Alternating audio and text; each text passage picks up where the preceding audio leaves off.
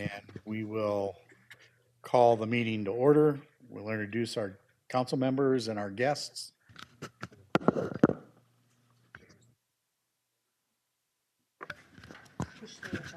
there you go. James Chambers, Parks Telecom. George Griffith, Urbandale Police Department, Iowa Peace Officers Association. Blake DeRusciavo, Homeland Security Emergency Management, 911 Program Manager. Bob Ryder, Iowa County Sheriff, representing Iowa State Sheriffs and Deputies Association. Sally Hall from Iowa County 911, representing Iowa APCO. Bob Seivert from Shelby County, representing the Iowa Emergency Managers Association. Mike Bryant from Ames, representing the Iowa Professional Firefighters. Mark Murphy from Dubuque County, representing the Iowa Firefighters Association. Rob Dennett from the city of West Des Moines, representing the Iowa EMS Association. Jack D'Angelo, Sully Telephone, representing small telcos. Dave Cowles, representing PCS providers.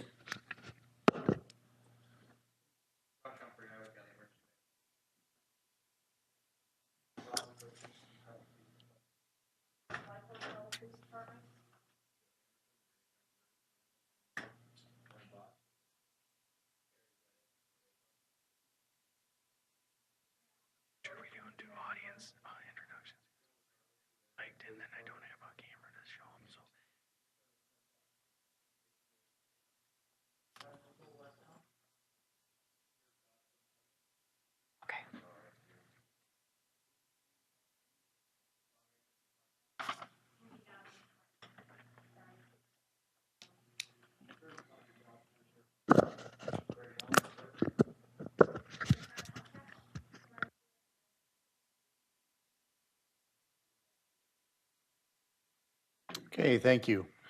The minutes have been submitted to the council members. We'll entertain a motion to approve the December 8 minutes as submitted. I understand, Mr. Chairman, that they're Not to the minutes, to the agenda. okay. Approve the minutes. Is there a second?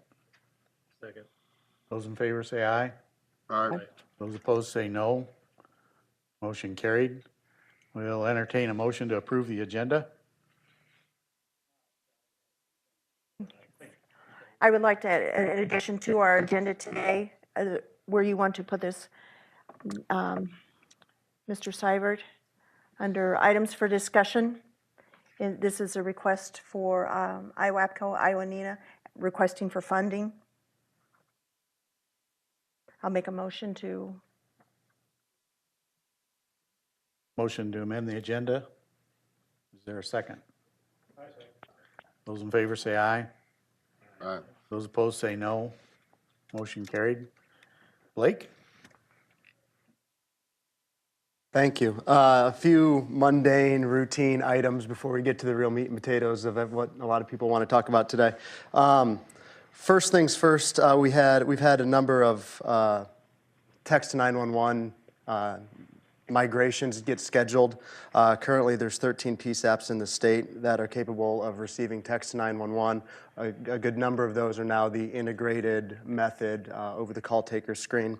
In fact, the last one in Jones County, that conversion earlier this week took 30 minutes. So if you remember when we started this process, it was taking a couple days, maybe a couple weeks. Zetron anyway, which is what Jones County has it down to 30 minutes. So again, we have a number of those scheduled, and kind of just to reiterate, we anticipate, kind of the first CPE vendor to go might take a little while, but after that, we're seeing it kind of a much quicker process than the first few that got scheduled. January 1st was the deadline for a good number of forms for our office. We've had pretty high rates of return on the PSAP update form, still waiting on a couple, and they know who they are, as well as the expenditure collection sheet. And a reminder on that one specifically, while we had the administrative deadline due January 1st, the actual legal deadline is still in March. So we don't start withholding surcharge until April. That's basically to allow us to do additional quality control, make sure the numbers make sense, make sure there's no typos. And if there are, be able to get those forms back to us corrected prior to us having to withhold surcharge. So let's jump right on into the consolidation report that got sent out yesterday. Our apologies, we were kind of trying to hope to get that out even a little bit sooner, but definitely wanted to have it out before today's meeting.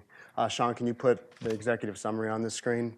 If you haven't had a chance to look at it, I'm just going to talk through the executive summary, and it's those bulletized comments. It's on page 3. So I want to be perfectly clear on what the report says and versus what we're going to try to push for this legislative session before anyone reads too much into the report and gets really worried. I just want to make sure everyone is kind of on the same page with what it means and what our intent is to do. So the first one is merging the wireline and wireless networks. We've talked about that. We talked about that in the consolidation workshops, basically bringing the wireline network up to a next-gen level of network. So it doesn't matter if you're calling from a landline or a cell phone, you're getting the same capabilities built into that network that the call is traversing. If you'll allow me, I will kind of skip down to number 5, and I know they're not numbered, but that's to create the virtual host remote environment using 6 CPEs. These 2 points kind of go together. That they would be implemented together in order to achieve the cost savings we're looking for. So the very specific reason that we would look to put in the 6 state-owned, state-hosted CPEs throughout the 5 LATA boundaries, and that's to cut down on the cost of tariffs as the voice of the wireline traverses across those LATA boundaries. So, our thought process is that there is still money to be made out there for the local telcos. Perhaps instead of going to the PSAP, the direct trunking into the PSAPs, now those local telcos are going to be taking it to these CPEs, the points of presence in the different LATA boundaries. At that point, it's converted into IP, and it can truck across the state anywhere it wants to go. So those are kind of, we would look to implement those together. And basically, what we're looking for in this legislative session is to give us the authority to engineer that. Not to necessarily do it this year, but to engineer it. And the reason we need that authority is because currently in 34A, we don't have the authority to touch wireline. So we're asking the legislature to give us the authority to do the engineering, the technical background, the cost behind, the cost analysis behind that. Again, we think we can save the local folks a whole lot of money by doing this way. And if that means we take, using the purchasing power of the state, we take some or all of those costs over, that means it's an expense that the local PSAPs no longer have to bear. Jumping back up to the second and third bullets, those are points that are already in progress, and the recommendation from the study was basically just to make sure to continue those and to incorporate that into a combined network environment. So make sure that the network still has the ability or the capacity for text, video, and future types of technology. Make sure that bandwidth is large enough, and of course we would do that in the engineering design. The next one, the diverse fiber networks, again, that's something we already have with the secondary ESI net. Again, the primary network runs across the ICN, but then we also have Windstream connectivity into the 13 biggest PSAPs. If there was ever an ICN outage, those 13 PSAPs would receive all of the calls. So again, just to continue to incorporate that into the potential for the merging of the wireline network as well. The next one, the providing a funding mechanism for local activities related to NG 911 GIS. We've talked a lot about how that was probably an oversight in last year's legislation. The draft bill that is at the drafters right now from our agency does incorporate next gen GIS grants back into that. It gives us the ability to provide grants to the PSAPs to continue that GIS work that's kind of stalled out a little bit the last year. The next bullet, returning the wireless surcharge to 46%, we're not going to touch that. Just want to make sure I'm making eye contact with a lot of folks. We are not going to recommend that one. We'll keep it at 60%.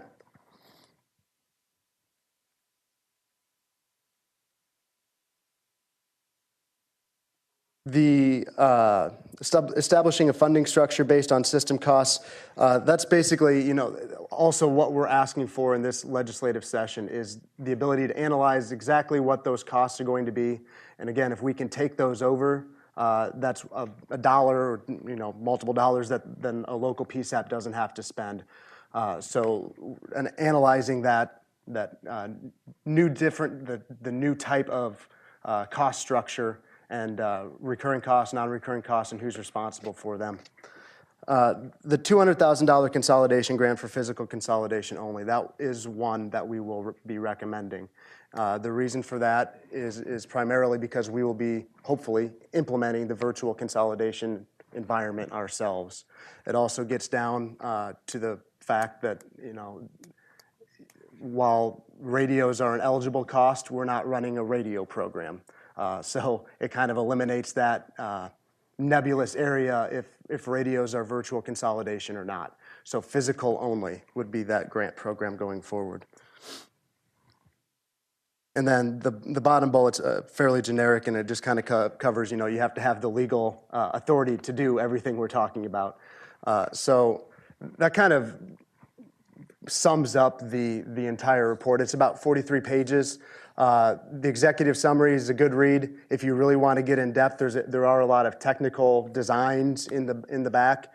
And feel free to, of course, read it. But we think those recommendations on the executive summary are pretty cut and dry. So are there any questions on that? I don't know if you want to save it for later, but I would certainly take them now. I think now would be the appropriate time for comments.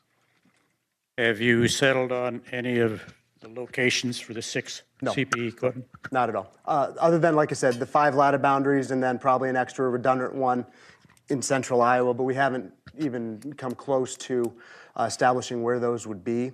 I guess in my mind, if in a perfect world all of this gets passed, we would go out for probably a request for information to see what entities can do this for us. That is, kind of where we would go. That way we'd have some cost information. We'd have the engineering, the specific design of what we're looking at, and that's when we would start to look at those potential locations.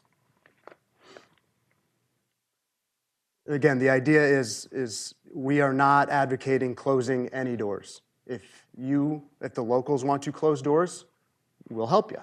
But we're not advocating closing any doors. Your call takers won't notice a difference. They'll still have their screen in front of them. It's just your backroom equipment might be elsewhere. And we're not even going to make it mandatory. What we're going to try to do is make this such a sweet deal, us taking over a lot of your costs, that it's going to be hard to say no to it.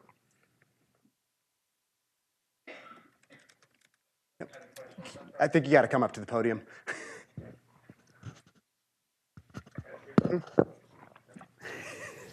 Charlie McClintock, Cedar Rapids Joint Communications. I've read the report. Very good. Thank you. I appreciate that.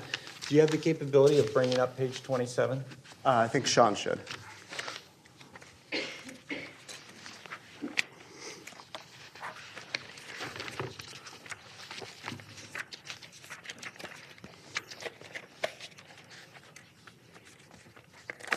I can't see it. Just let me know if you have it up. Yep, Oh, that's it's up. very good. These are the 13 that you referred to, the EZNets. Obviously, Cedar Rapids Joint Communications is one of those. Again, I appreciate the report and the information in there. One of the questions I have about that EZNet and the capability, especially with the next generation 911, Cedar Rapids has wanted to implement text to 911 for some time. We've had conversations about it, as well as our vendors, and we use a Zetron Max system. One of the problems we've had in implementing text to 911 was because of the diversity shot that came in, the protocol, both with the vendor struggling and on the state side, to be able to address that.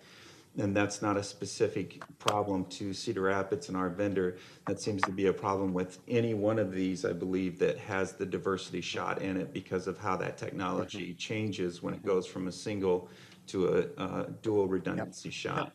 Can you give us any update as to when that's going to be addressed? Because obviously this redundant network and these are the populous areas of the entire state, and clearly, these, and I'll give my opinion, these may be the last people standing if it comes down to consolidation, whether voluntarily or forced within the state. That's my opinion, but you can read the report and draw that conclusion yourself if you want to.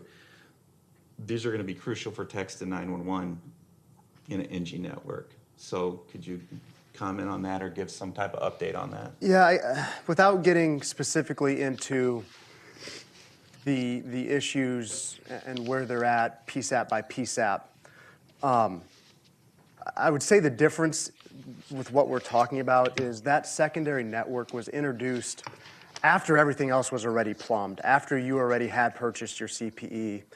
It was kind of an add-on, and I think it was a good idea, but it was one of those things that we didn't take into consideration of how it would affect. We didn't know it would affect CPE providers the way it has. I would just say that doing this going forward, we're not changing that, so that's going to be a known part of any RF request for information, request for proposal that we would get, is that we have to keep that incorporated and do those specific things like text. So I know, and then to talk a little bit more globally about the text issues that you were talking about, my last update is Raycom has started to schedule the Viper sites that had that issue. CenturyLink is still testing that new software that was released by West, and I believe is thumbs up on it and is going to soon start scheduling those conversions as well. So I guess I'm not sure exactly, and Raycom can feel free to pipe in where the Zetron fix is in that off the top of my head, but I can certainly follow up as well. Okay, well, obviously it's a concern. I mean, our larger PSAP, we have backup agreements with Blackhawk County and Johnson County, and they're in the same boat as us because, you know, we need to kind of come up at the same time with text to 911. And we have small counties around us that are implementing it, yet as a major populous area, we can't seem to get it off the ground, which is a concern. So, and I see it in the report, so that's why it's something I wanted to bring up. And I don't mean this to be a total sales pitch either. One of the benefits to what we're proposing here is just like the Cedar Rapids and Lynn County area experienced this fall with flooding.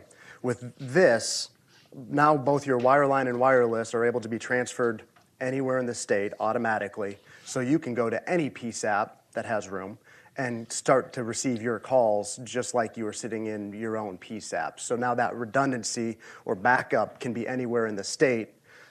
It'll be, again, the same system, the same network, and seamless for those folks. So it's another, I think, positive to this plan. But I completely understand what you're saying and deal with it every week myself, trying to get those moving.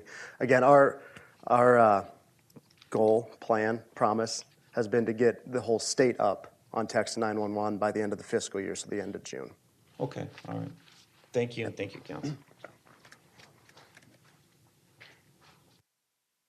Okay, other discussion? Mr. Chair, Yes. Rob Coppard from Cass County 911. If I may ask Blake, what do you expect will happen with the wireline surcharge if it does go to the SENet? Will it go to the PSAPs or will it go to the state? It will remain with the PSAPs. We are not proposing to touch the wireline surcharge at all. Thank you. Thanks, Rob. And I guess you kind of chimed in there and gave me a reminder that we may have some guests listening in as well. And if they would like to take a minute and identify themselves, that would be great. Tom Berger, Dubuque County.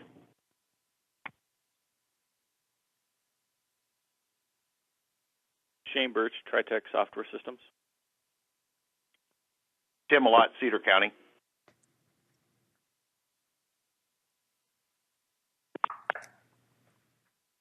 Sorry. Okay. Are there others? All right, thank you. And I guess if there's no other questions, and there certainly can be, I just kind of want to reiterate, like Rob asked, we're not talking about touching wireline surcharge. We're not talking about touching the pass-through amounts. What we're talking about is a host remote situation with your call taker screens. So we're not talking about closing doors either.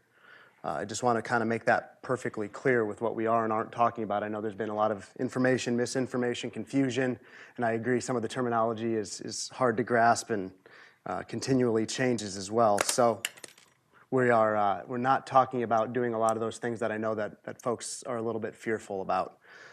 So we're just trying to make an offer that makes sense to save the state money, to take some expenses away from the local jurisdictions, and make sense for communities and PSAPs to join this virtual system. Are there any questions? Okay.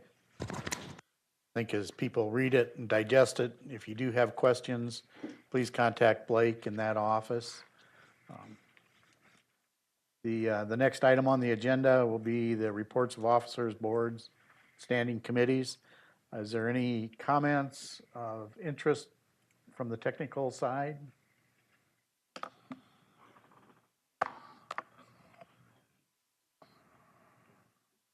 No gee whiz stuff, Dave?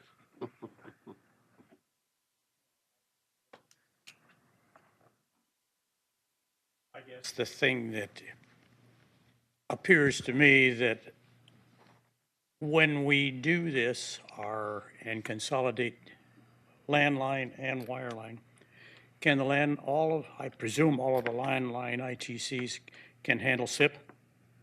And what version of SIP are they going to handle?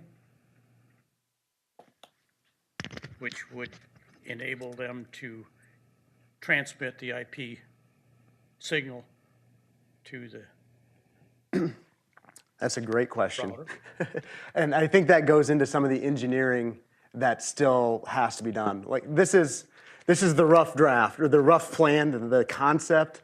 The next step is those finite, detailed engineering schematics and plans. And this report helps write some of that as far as what it is, what the ask is of the ICNs, Arians, anyone else, CenturyLinks, Windstreams that want to look at providing that backbone.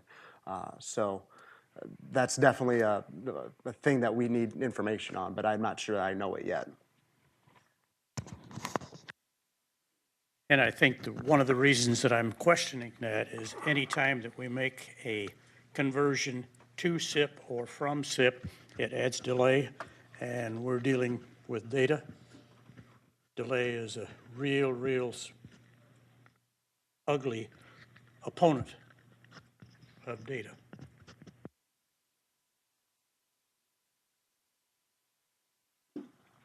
Okay, thanks, Dave. Other comments? Okay, Craig Allen.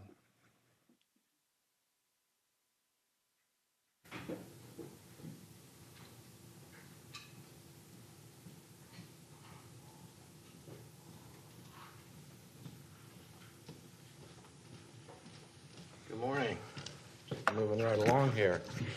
The board's working on several items. We are posting, for those of you that use the interoperability channels, we are in largely the VHF space.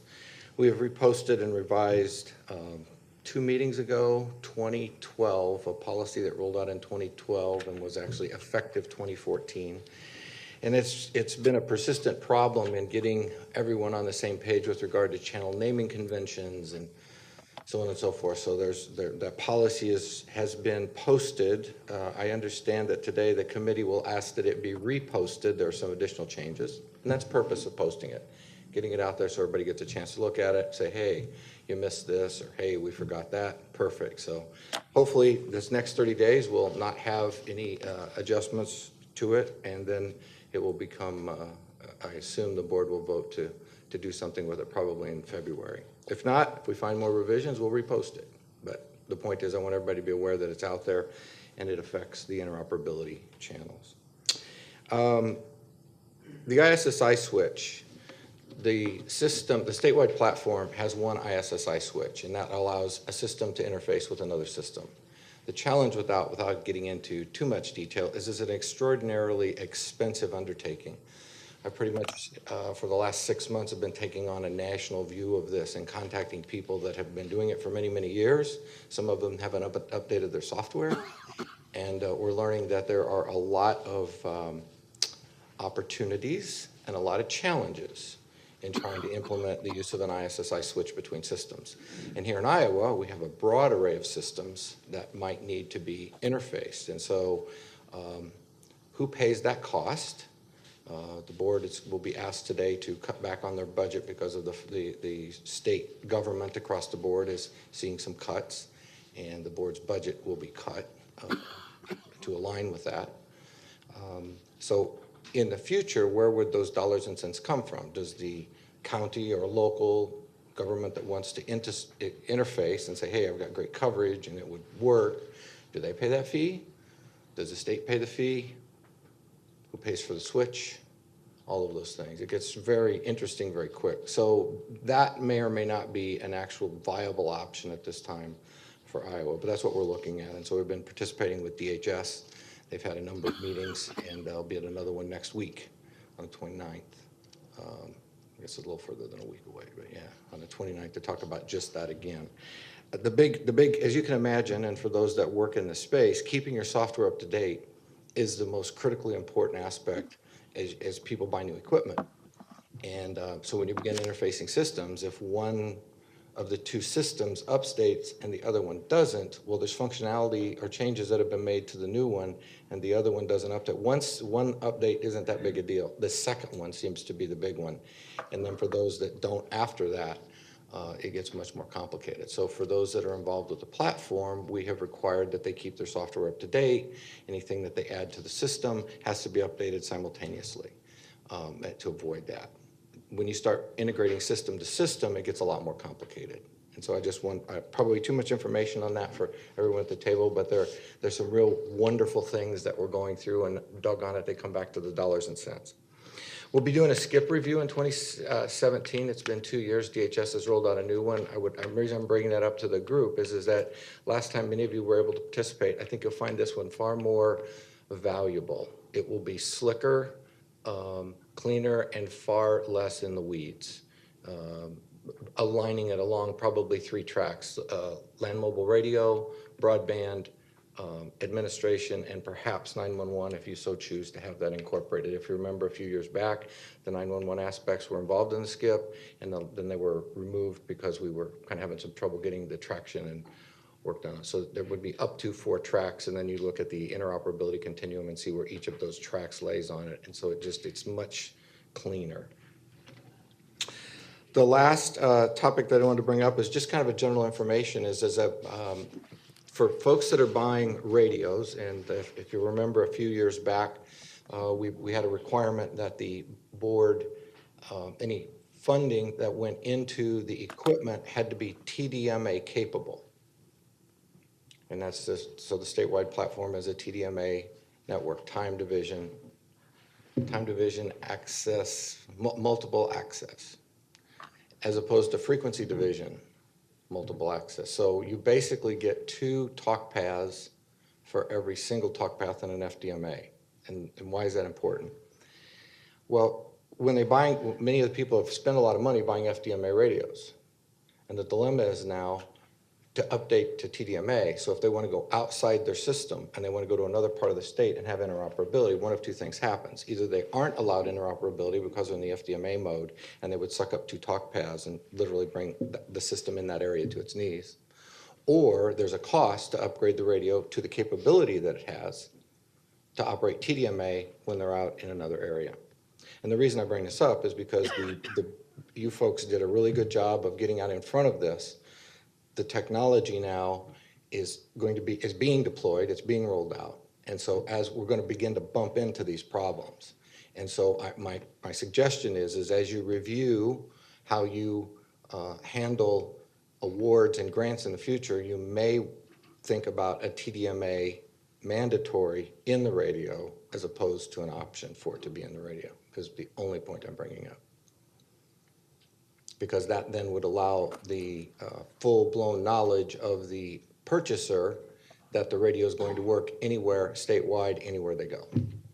And that's a reason for bringing that up. So better, kind of easier to get it up front than it is to get a little later. But the other one is, not that you guys have any control necessarily over that, but as we look at grants in the future, if there is radio alignment with that, it would seem that it might make sense for those folks that have FDMA radios that could be flashed and updated for a couple $100 that they'd be able to make an application if it aligns with the goals of the board or the council over time to come back and say, hey, we bought this stuff, we got it on grant money, now it's time to update it. Can we do that? That's the other piece that I'd like for you to at least consider as the SWIC. That's not a board request, that's a SWIC request. Makes my life a whole lot easier, and theirs a whole lot easier to be able to talk directly than have to go through a bunch of hoops to get there. But that's pretty much what I've got for the group. Any questions? Thank you. Thank you much. Thank you, Craig.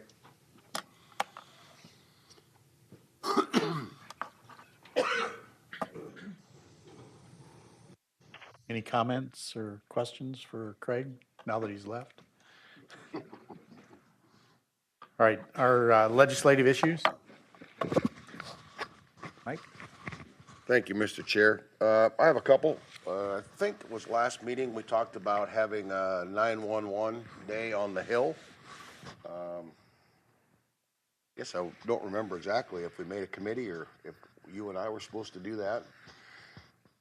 I guess my recommendation would be is that we do have a 911 day on the Hill, and that we organize that through our public safety coalition, if you will, lobbyists.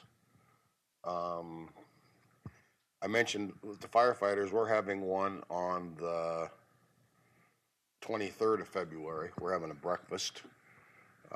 I know space gets hard to find up there at this point already, a meeting room or a location. If we want to set up, we can always be in the open areas as well. So I guess my question would be to the council, if we still want to have a 911 day on the Hill, when we want to try to have it. I don't have the funnel dates in front of me either, and then how we proceed to get that accomplished and on the schedule if that's what we so choose to do. Okay, comments, thoughts? Silence? Mike, I would be interested in, if a coalition from this group went, I would definitely like to be a part of that.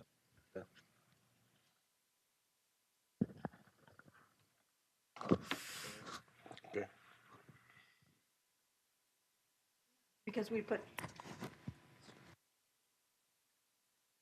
I had put out an email to the, excuse me, to the Iowa APCO leadership, and they showed interest in participating also.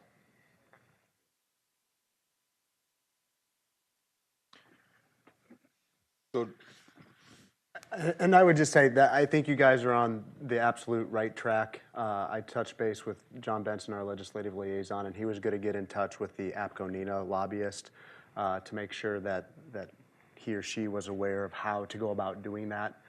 It's much better for us if this entity, those entities take the lead on that. So those that should be in motion, I check with that person and and see where it's at. Because like I said, I think we'll let whatever body other than us take the lead on that. But I think you should do it. I believe we have the chair of APCO and NENA present in the room. I guess I would like to see somebody step up and be responsible for organizing it, and if they're willing to do that.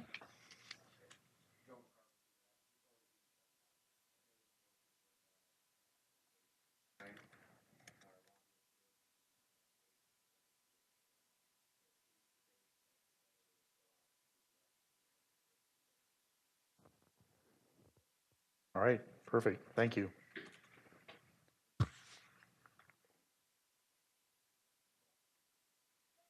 I guess then on a next note for me, I would assume a lot of you have listened to or been informed of the governor's speech.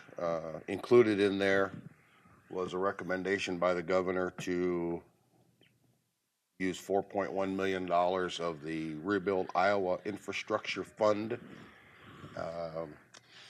which at this point would be a positive as opposed to using 911 funds for the next payment next year. But I guess I would add, stay tuned. I guess with budget cuts, shortfalls, and increased budgets planned for the next 2 years, if you read all the way through the report, it has some obvious problems balancing a budget if you don't have enough money and you want to increase certain areas and don't have enough money today. So I look for that to be at least discussed. Hopefully it'll stay from that area, but stay tuned. Thank you, Mike. Other comments regarding any anticipated legislation or activities we should be looking towards? Just speaking as the chair, I believe this will be a very active year for 911 on the Hill. The initiatives that the state has outlined will certainly generate a lot of discussion. The comment Mike made about the funding for the LMR is certainly going to continue as we move forward. And I guess I would encourage everyone to stay in close contact with their lobbyists so that we can respond appropriately to what comes forward. Items for discussion. We had an addition to the agenda regarding the APCO NINA request. Sally, would you like to?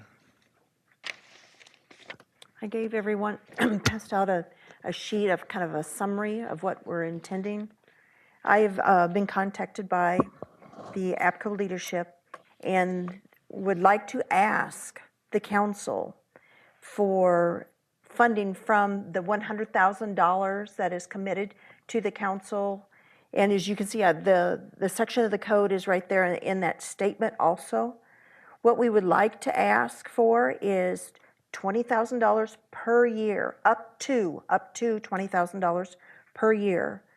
This would help to offset the training that is provided by APCO and NINA at the spring and fall conferences.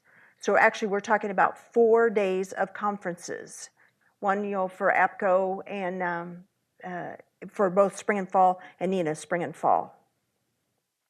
This money, like I said, would be used to offset the training. Right now that we do have some very good training, but the last 3 years, I think it has been, is that correct, Mr. Carville, that we've actually lost money? Because it is the goal of the associations to bring in quality people to do presentations, to do training for everyone in the state of Iowa.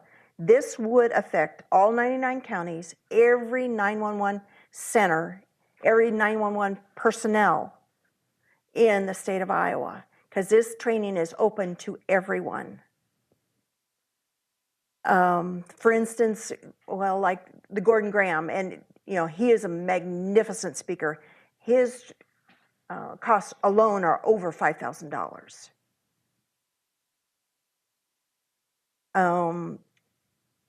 I don't know whether our upcoming conference, we have a spring conference here, is on March 13th and 14th of this year. I realize, this is up to, so it's not asking, okay, we want for you to give us $20,000. No, that's not the way it is. We would, it's an up to amount. If, that amount's not spent, we don't expect that any more than that. But we would also like to consider, we realize that the council runs on a fiscal year. This would be like per fiscal year. But we also have the upcoming conference, and we would like to ask also at this time if the council would be receptive to granting $3,500 per association to help offset the cost for the spring conference that is coming up also.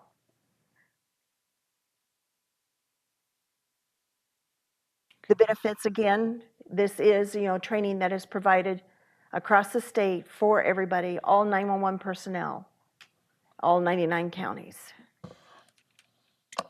I don't,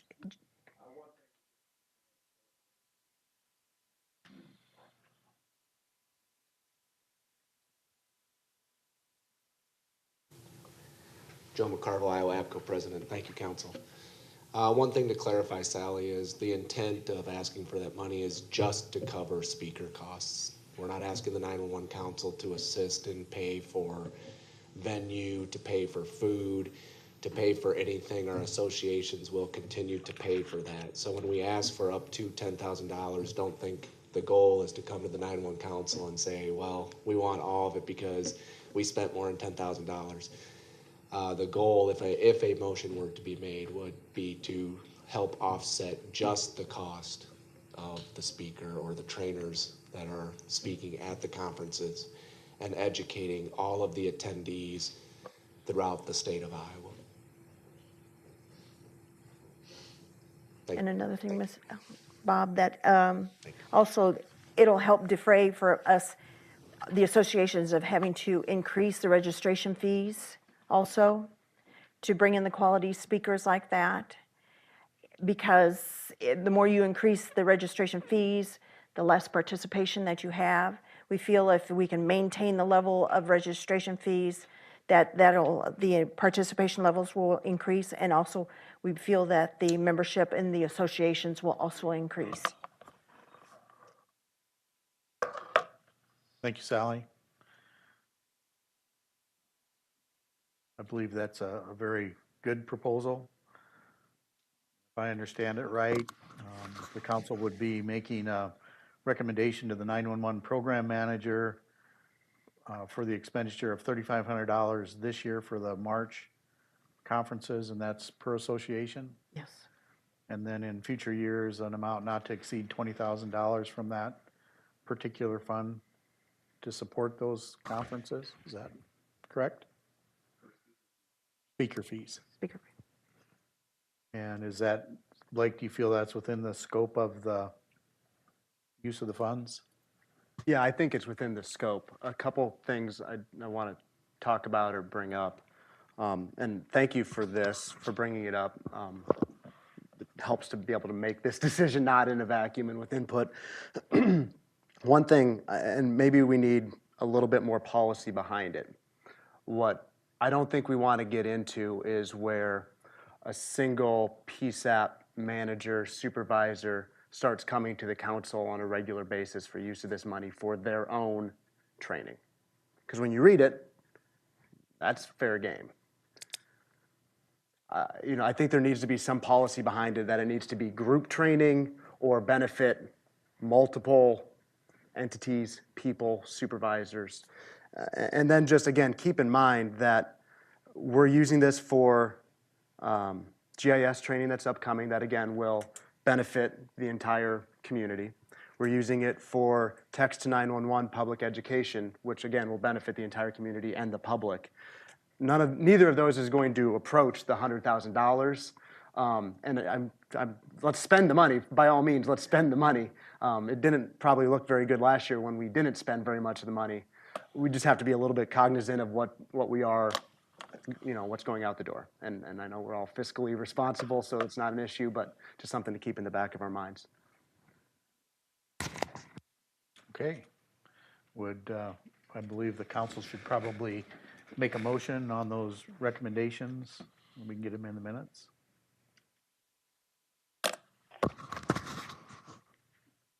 I would so move that we ask the program manager to take it back to the director, I guess. Is that where the final decision lays? That's the right way to make the motion? That's how I read the code. Yeah. So I would move, I think we do it in two separate motions. Is that the? That'd be fine, I believe. Okay, let's deal with the first one first, the spring conference coming up, the $3,500, or a total of up to $7,000 for each association. So moved. Is there a second? Second. Those in favor say aye. Aye. Those opposed say no. Motion's carried. And then I would make a second motion that we consider the up to $20,000 amount on a fiscal year basis. Obviously, assuming that fund is there after the legislative session, to be considered. Is there a second? Okay. Any discussion? Those in favor signify by saying aye. Aye. Those opposed say no.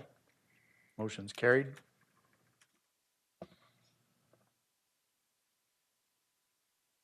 As far as the individual PSAPs making those requests, Blake, is there something that could be drafted through the administrative rules that would maybe clarify the use of the funds? Or even if those requests would come through the council as they're presented, maybe we could discuss it at that point. And since our role is to make a recommendation. Yeah, that makes sense. Any unfinished business? Any travel requests? How about business from the floor? Mr. Chair? We have somebody coming to the podium. If you could hold that, please. Terry Brennan with Raycom. Thank you. It's about like some of the funding and the grants available and stuff like that, and Blake, maybe you can elaborate on it. From what I recall, like last year, there was roughly $4 million that went to the state's LMR. There was 4.4 that was available in consolidation grants. And I think there was about 8 million that the state put aside as a rainy day fund for the radio. Can you like elaborate between the physical consolidation grants? Is that going to be roughly 4? Is the 8 million going to get dispersed back to the PSAPs? Maybe elaborate on that a little bit. Great question, and thank you for asking that. So last year, just so everyone's on the same page with the numbers, 4.3 was allotted for the LMR, and 4.4 was allotted for consolidation grants at the time, both virtual and physical. All of the money went out the door for virtual consolidation. Now, one has since canceled. We had some on standby, but we're not talking big money here. That's going to get dispersed at the end of the fiscal year to all the PSAPs. What we have bantered around in our office, and what we're leaning towards proposing as well, is almost a similar concept this year. But the difference is, if the governor's budget holds, instead of that $4.4 million cap, it would be like an $8.7 million cap on back-end money that could either be used for physical consolidation grants or dispersed equally to the PSAPs. That's still protecting that original $8 or $9 million of operating surplus that we can use as a nest egg to do the rest of the virtual consolidation statewide, the wireline and wireless together. So that's kind of the concept that we floated around that we think would work conceptually this year as well. So if you remember last year, if nobody claimed any of the grants, you divide the $4.4 million by 113, the number of PSAPs, and each PSAP would have gotten around $32,000. So again, if the governor's budget holds true, double it. On the back end, again, we're not talking about the front end, the 60% pass through. We're just talking about money that goes out the door as almost a lump sum disbursement on the back end after you take physical consolidation grants into consideration. So hypothetically, around $64,000 a PSAP. And that is if there's no physical consolidations, then. Right. Okay. And I mean, we remember the discussion we got into trying to define virtual consolidation. physical consolidation is, no kidding, somebody's closing their doors. So that becomes a little bit more cut and dry. I think we all kind of have in our minds how many might take us up on, might apply for a grant that looks like that. The ones that are probably leaning that direction anyway, but I don't think it's going to be a windfall of folks closing doors for $200,000. Would anybody disagree with that plan? I would hope not. Do you guys think that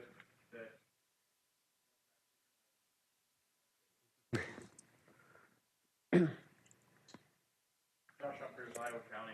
Thank you for a minute here. Do you think that that actually is going to survive the legislative session? I mean, all this is speculative right now. So I just wondered if there was a push to. Are you talking keeping the LMR payment out of the Right. RIF fund? Yes. You don't know. It's in the air. Right. Okay. Last year it started out there as well. But again, the two sides of the Capitol were split. It was the Senate, I believe the Democratic side, that moved that back under the 911 fund. It was ultimately approved by the House as well, and signed by the governor, obviously. So now that both sides are aligned, same side as the House, or same side as the governor's, your guess is still as good as mine. Okay. Thank you. Thank you. And I believe there was one of our guests who are listening in wanted to comment. Yes, Mr. Chair, Rob Coppert from Cass County. I'd like to thank everybody at the council, both the 911 council and the Essex board, which I know meets in another half hour or so, for the card that I got. I'm still kind of under the weather, so to speak, undergoing chemotherapy and that sort of thing, and anemic, and it's creating fatigue issues. But I did want to get on record as saying that I appreciate the thoughts from everybody on the council and everybody in 911 in Iowa. Thanks, Rob, and we wish you well, and we're behind you 110%. If there's anything any of us can do, please let us know. Thank you, Bob. Okay. I had a question. Sorry. I had a question for Blake, and I know we don't have a financial report, and I don't need exact numbers, and part of this might be a guess, but in my terminology, what you were talking about, money for this wireline wireless merger, the CP, is that what we used to call the old carryover fund amount, and that was about 8 million? Correct. Okay. And then in today, and I know we're not at the end of the fiscal year, but we're halfway through it, I guess, if you will. And again, for lack of better terms, for me, in my potential new carryover fund that's being there, about where are we, or what would you anticipate? So just as a reminder, the idea for the current fiscal year was basically to spend only what we brought in as revenue for the current fiscal year. So right now, when you look at it midstream, we haven't paid out any of that grant funding that's been approved. So it's going to look a little bit higher than reality as far as what's obligated and unobligated. But everything that we've seen as we continue to do this quarterly is that we're right on track with spending exactly what we thought we were going to receive as revenue, and then also what is still in that old operating surplus, the $8 or $9 million that, again, I kind of used the term nest egg to use to do this with in 2 years. Okay. Thank you. Okay. Other comments from the council? Comments from our guests?